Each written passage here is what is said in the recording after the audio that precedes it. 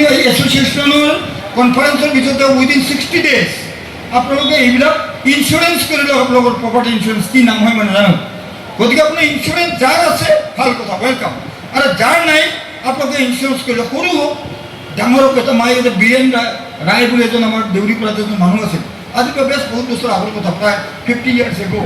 তেখেতে একটা মাইক মানে এটা হৰ্ণ আৰু সেইটো থাকে না, এইখিনি এইদৰে চলাই থাকি তেওঁৰ জীৱন জীৱিকা চলিছিল। তেনেকৈ অকল তেওঁৱেই নহয়, তেনেকৈ গাঁৱে গাঁৱে বিভিন্নজন মানুহ আছিল যিসকল মানে সৰু সৰু এনেধৰণৰ অনুষ্ঠান চলাই তেনেধৰণৰ জীৱন জীৱিকা ঘৰ এখন পৰিচালনা কৰিছিল।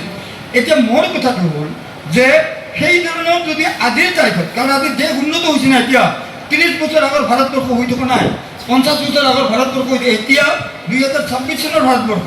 এই 2026 চনৰ ভাৰতবৰ্ষৰ যিবিলাক টেকনিক আছে, যিবিলাক ফিনান্সিয়েল বেনিফিট আছে পাব্লিকে পাব পৰা, এইবিলাকৰ কাৰণে আপোনালোকে পাৰস্পৰিক ব্যৱস্থা গ্ৰহণৰ সেইবিলাকতো কৰিব লাগেই। তাৰ ভিতৰত ওৱান অফ দি মানে বেষ্ট পলিচি হৈছে কি আপোনালোকে ইঞ্চুৰেঞ্চ কৰা। ইঞ্চুৰেঞ্চ মানে it is not life insurance, এইটো জেনেৰেল ইঞ্চুৰেঞ্চ কৰিব লাগিব আপোনালোকে।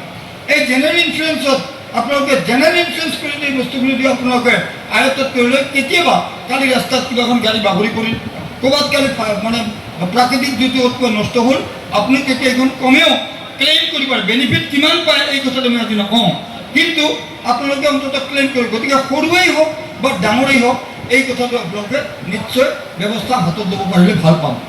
আজিও বঙাইগাঁও বা অন্যান্য তেনেধৰণৰ চহৰত কিবা যদি ডাঙৰ ফাংচন হয়, আমি এতিয়াও স্বনিৰ্ভৰশীল হ'ব পৰা নাই। এতিয়াও আমি যদি ডাঙৰ ফাংচন পাতোঁ, আমি কলিকতালৈ যাব লাগিব, কলিকতাত যাওঁ বা শিলিগুৰি যাওঁ।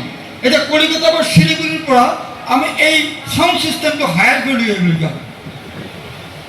এতিয়া সাউণ্ড চিষ্টেম যদি আমি হায়াৰ কৰি আনিবলগীয়া হৈ যায়, বহুত পইচা বাহিৰলৈ ওলাই